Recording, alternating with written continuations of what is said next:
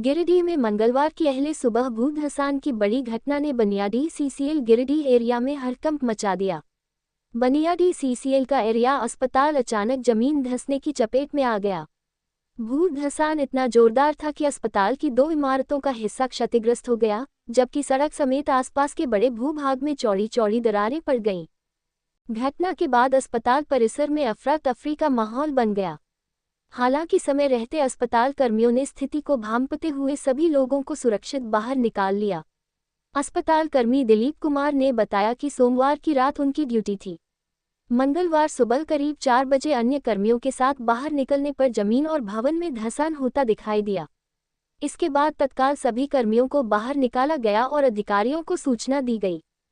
घटना की सूचना मिलते ही सीसीएल गिरिडीह एरिया के जीएम कन्हैया शंकर गिवाल, परियोजना पदाधिकारी गोपाल सिंह मीना, चिकित्सक पदाधिकारी परिमल सिन्हा, सिविल विभाग के रामाकांत समेत अन्य अधिकारी मौके पर पहुंचे।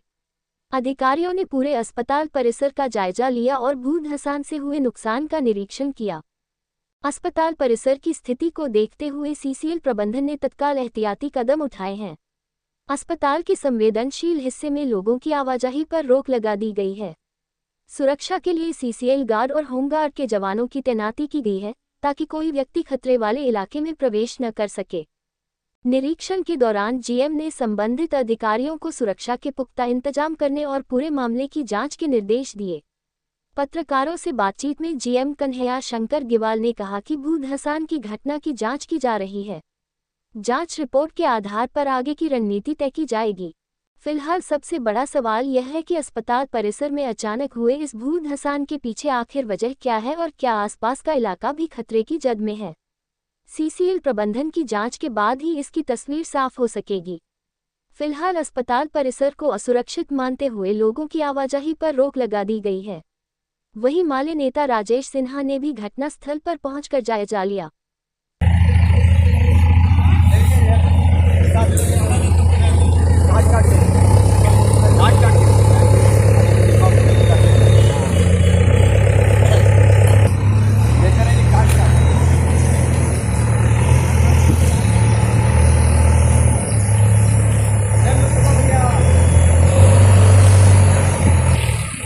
घटना हुई है, सीसीएल का मेन अस्पताल है गिरिडीह एरिया का। सर, क्या निरीक्षण कर रहे हैं? अभी जानकारी मिली है कि यहाँ भू धंसान की घटना हुई है। हमें पीओ साहब ने खबर किया।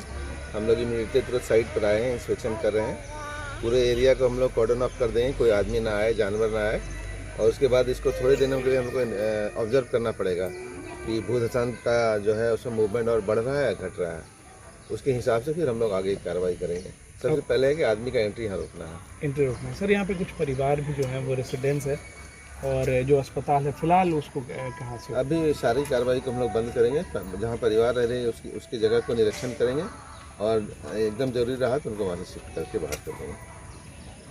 ठीक। ऐसे भी आपको बता दें कि अंदर से खोखला हो चुका है आसपास एरिया, और इसके बचाव के लिए करोड़ों फंड आते हैं, उसको ध्यान देना रहता है। यहाँ के अफसर ध्यान नहीं देते।